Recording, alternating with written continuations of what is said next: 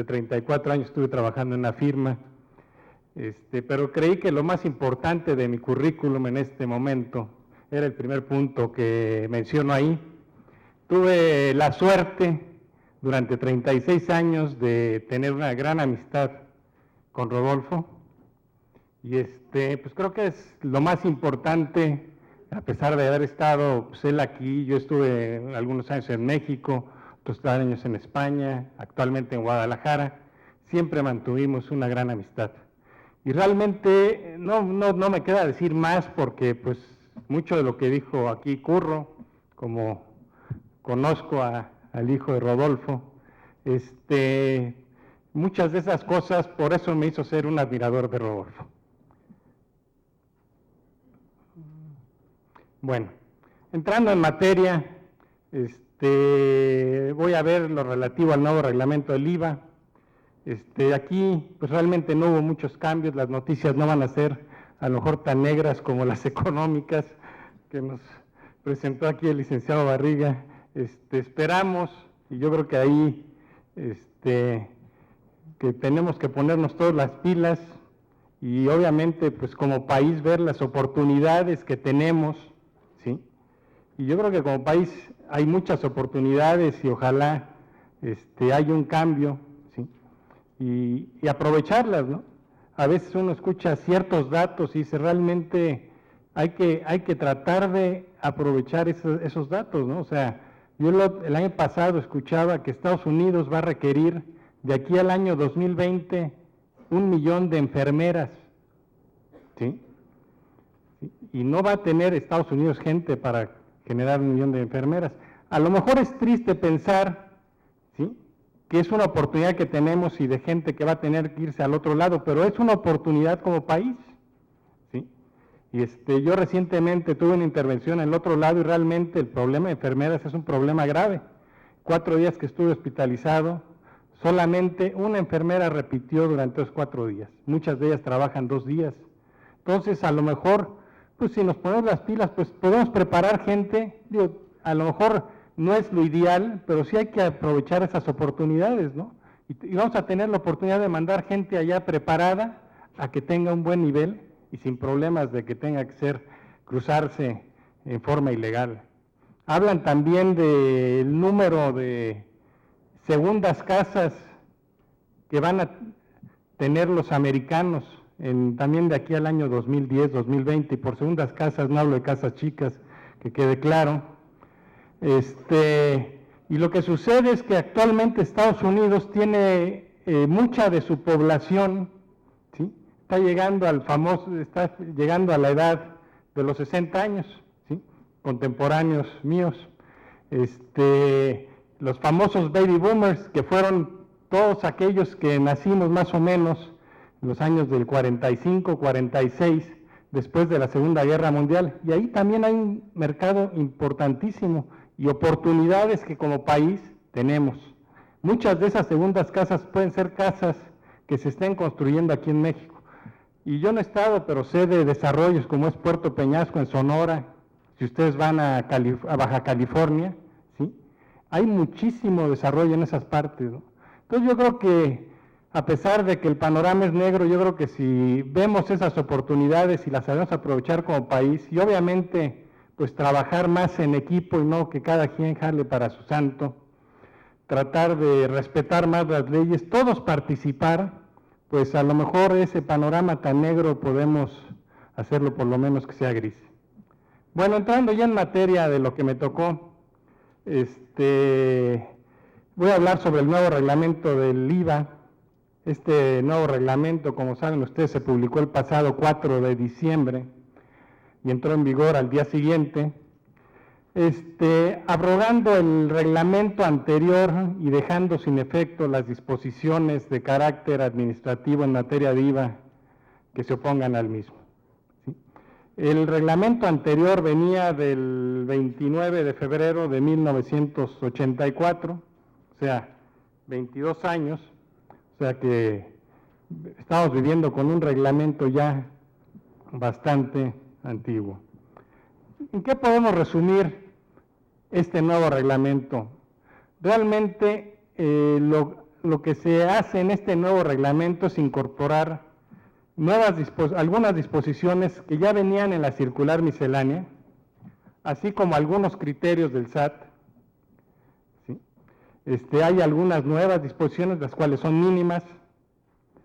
Se eliminan algunas disposiciones que ya no aplicaban. Pues imagínense, en veintitantos años de reglamento, pues la ley del IVA ha cambiado, ¿sí? Y ha cambiado en parte sustancial. Si recuerdan, por ejemplo, el aspecto de que ahora se paga sobre la base de efectivo, ¿sí? Entonces, muchas de las disposiciones ya no aplicaban y obviamente pues había que eliminarlas.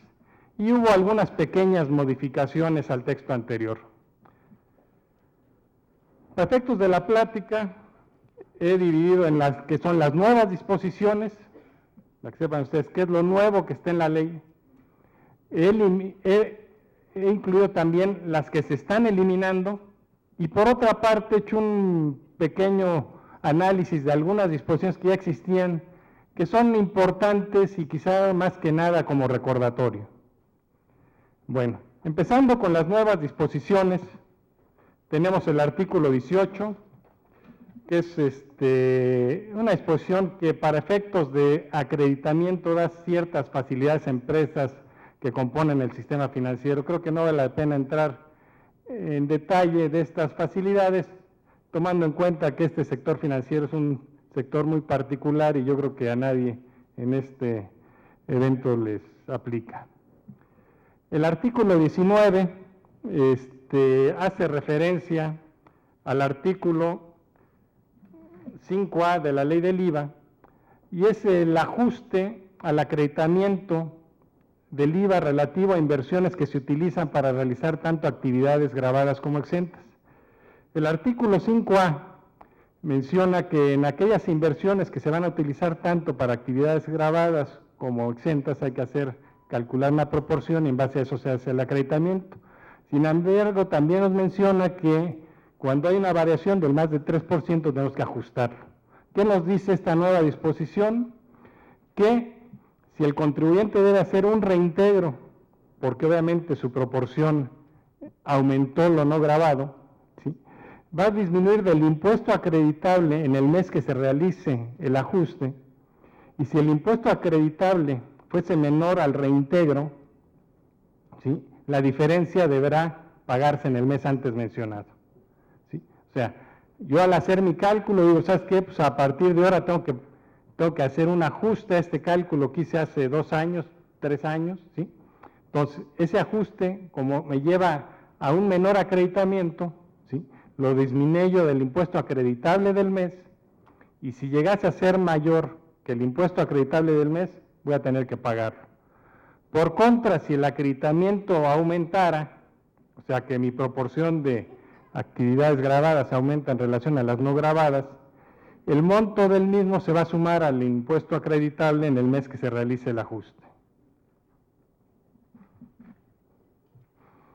El artículo 33 nos habla de las cuotas que aportan los propietarios de inmuebles sujetos al régimen de condominio, que se destinen para la constitución o el incremento de los fondos con los cuales se solventen los gastos comunes.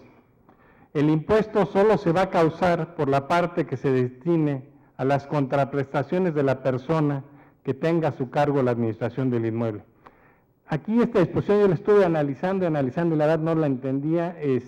Yo creo que el efecto en general va a ser 0, ¿sí?, porque en la mayoría de los casos creo que en estos condominios muchas veces son terceros que están administrando empresas y que nos mandan un recibo por sus honorarios, los cuales llevan IVA. Entonces, si nos vamos a que la cuota va a estar grabada por esa parte, pues me va a dar en principio derecho a acreditamiento y el efecto sería 0, algo parecido a lo que conocemos como un efecto virtual. El artículo 56 también es una nueva disposición. Aquí me dice: el impuesto pagado mediante depósito en las cuentas aduaneras será acreditable hasta el momento en que sea transferido a la tesorería de la Federación. Aquí, ¿qué sucede? En ocasiones al importar, yo digo, bueno, es que el valor de esto es 50 y ahí en la aduana dice, oye, no, esto es 100.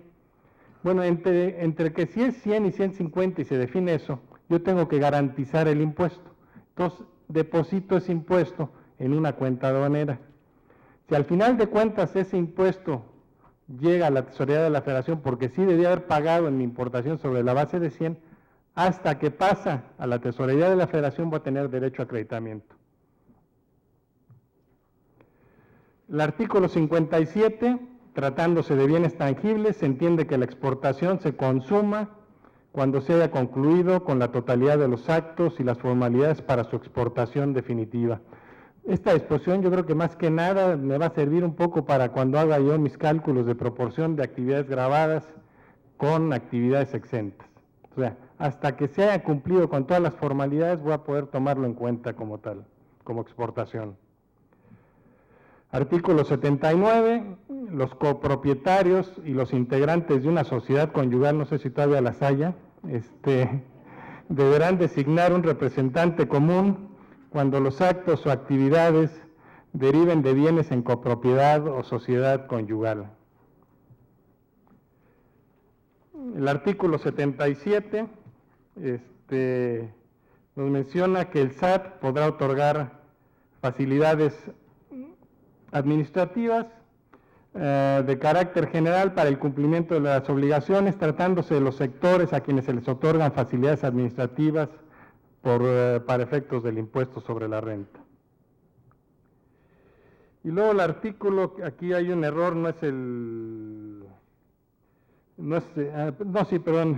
aquí ya vamos a entrar con las disposiciones derogadas. Hasta la anterior estamos con las disposiciones nuevas, como ustedes ven, son mínimas. Todo lo demás que van a encontrar en el reglamento ya existía en el reglamento anterior, en la circular miscelánea o en circulares de criterios del SAT. ¿Cuáles son las disposiciones que se derogan?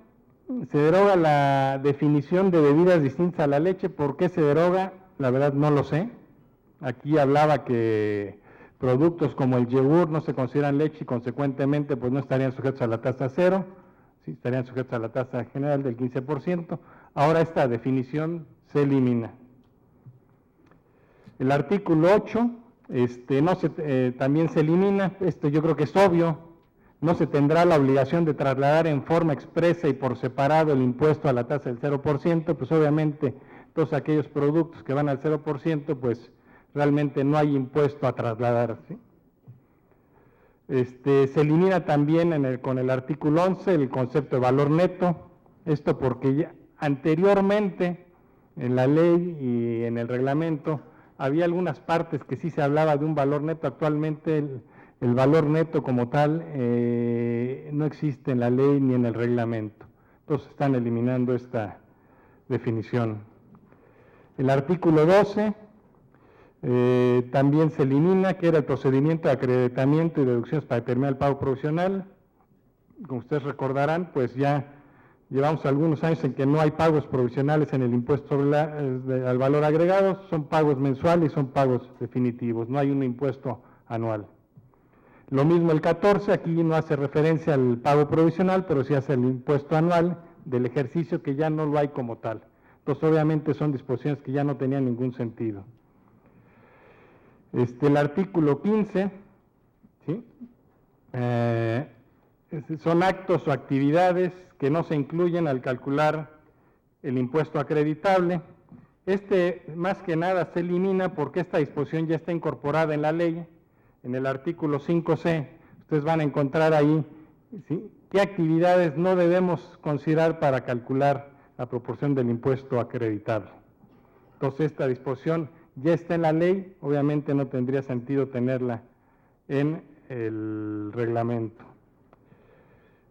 Bueno, esta creo que fue la que más le dolió a todos los contadores públicos. Yo ya realmente estoy medio retirado, entonces no la sentí tanto, pero pues se elimina la declaratoria de contador público. Ustedes sabrán que con esta declaratoria pues no había que preparar toda la información en cuanto a lo que había que proporcionar a Hacienda para efectos de devolución y de devolución de impuestos. Facilitaba mucho, era un negocio atractivo para los contadores porque pues mes a mes íbamos allá a las compañías, hacíamos una prueba sobre las partidas que se habían acreditado, se preparaba la declaratoria y esto agilizaba mucho la devolución del IVA. Esto se elimina aparentemente a través de estas declaratorias, pues se le estaban metiendo muchos goles a la Secretaría de Hacienda. También se elimina el artículo 17, esta era la obligación de expedir notas de crédito para devoluciones, descuentos o bonificaciones en la que se haga constar en forma expresa tal circunstancia. El motivo es que ya prácticamente esta disposición está incorporada en la ley, en el artículo 32, su fracción tercera, en el penúltimo párrafo. Ahí encontrarán, no habla exactamente de notas de crédito, pero sí habla de un documento en el cual equivale a la nota de crédito.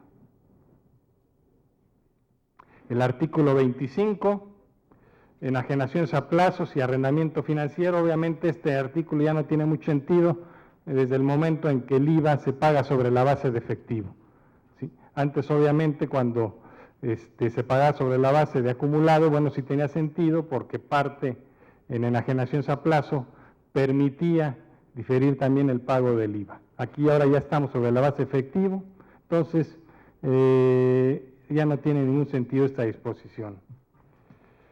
Se elimina también los artículos 31A y B, relativos a conceptos de contratos de construcción de obra inmueble y de obra pública. Este creo que también va en relación al aspecto del manejo de efectivo ahora de la ley del IVA.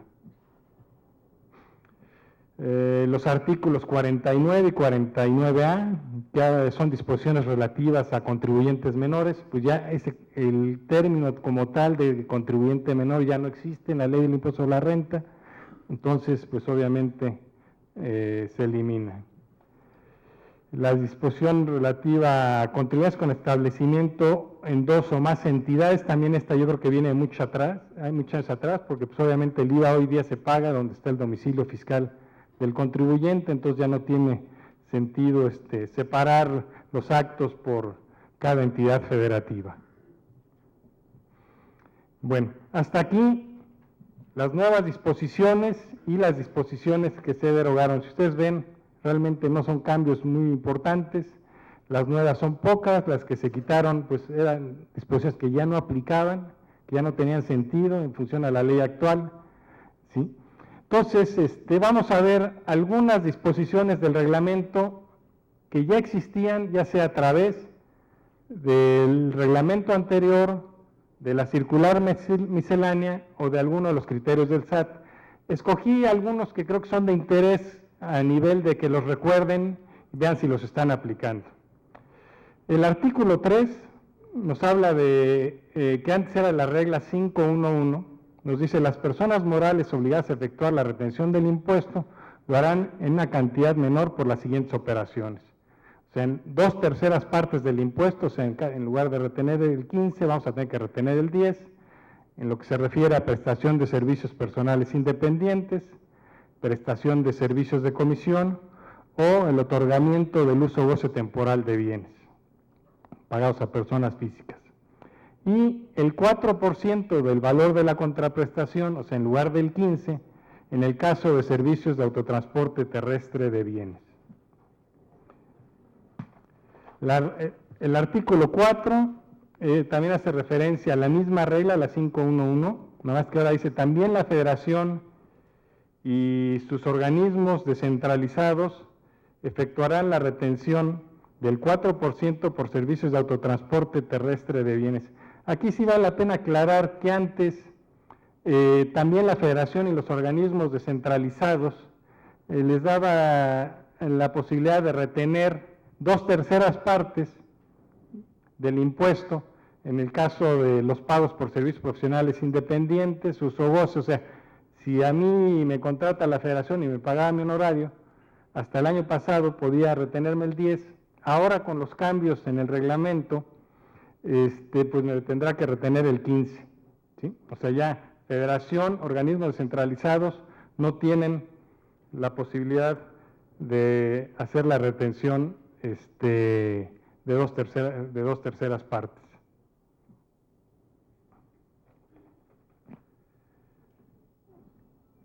El artículo 6 antes era el artículo 3 y el criterio 94-2004. Se considera que los animales y vegetales no están industrializados al presentarse cortados, aplanados, en trozos, frescos, salados, secos, refrigerados, congelados, empacados, ni los vegetales por ser sometidos a procesos de secado, limpiado, descascarado, despepitado o desgranado. ¿Sí? Esto para efectos de ver si nos aplica el 0% o el 15%. Y el criterio 94-2004, que era el relativo a que la madera cortada en tablas, tablones o en cualquier otra manera que altere su forma, longitud y grosor naturales, se considera sometida a un proceso de industrialización. Este criterio está basado en un criterio de la Suprema Corte de Justicia, entonces ahora sí ya se incorpora como parte del reglamento. El artículo 9, antes era el criterio 99-2004, ¿sí? Se aplicará la tasa del 0% a la enajenación de la maquinaria y equipo que tenga una denominación distinta a la mencionada en el artículo 2A, fracción 1, inciso E, que es donde viene toda la maquinaria y equipo a la cual se le puede aplicar el 0%, siempre que su función cumpla exclusivamente con los supuestos previstos en dicho artículo. ¿Sí? El artículo 15, antes regla 522, los contribuyentes podrán acreditar el impuesto efectivamente pagado en la aduana por la importación de bienes intangibles, aun cuando no se hubiere pagado el precio de los bienes importados.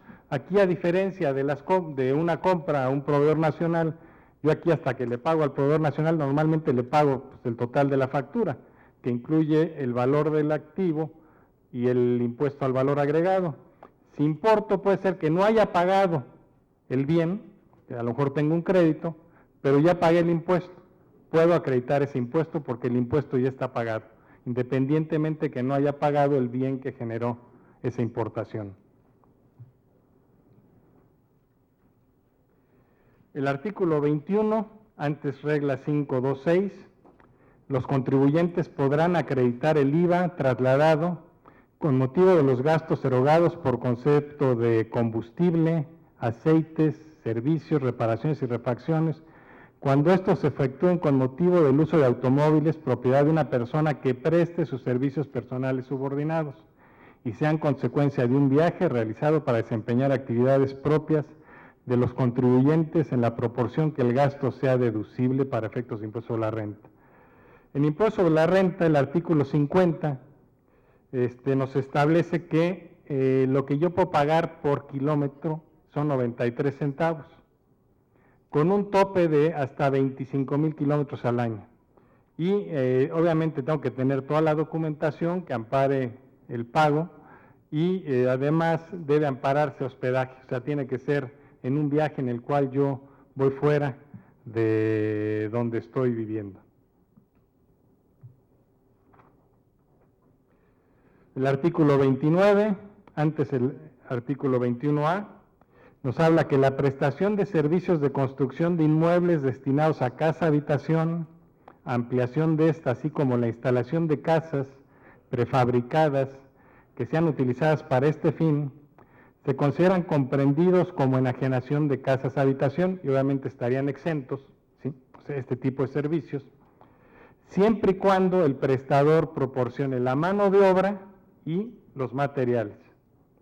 O sea, este tipo de servicios los asemeja a enajenación de casa habitación y obviamente estarían exentos del impuesto al valor agregado de acuerdo con el artículo 9 de la ley.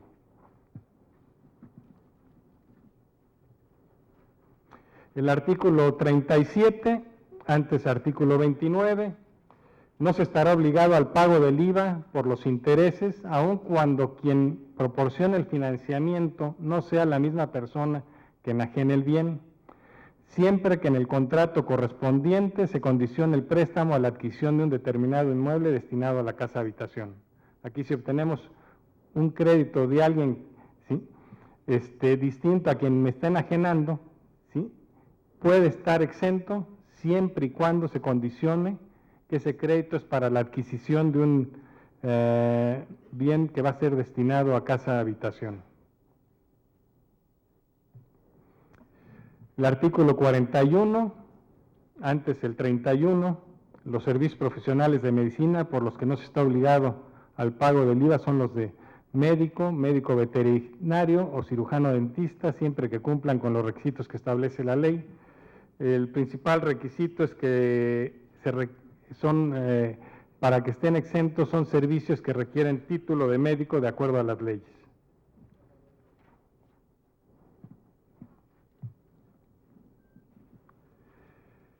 El artículo 45, cuando se otorgue el uso o goce temporal de un bien inmueble destinado a casa habitación y se proporcione amueblado, se pagará el IVA por el total de las contraprestaciones, aun cuando se celebren contratos distintos por los bienes muebles e inmuebles. Ya saben ustedes que el uso o goce que se otorga de casa habitación está exento. Si yo el uso o goce del inmueble lo doy amueblado, ahí estaría gravado con el impuesto al valor agregado.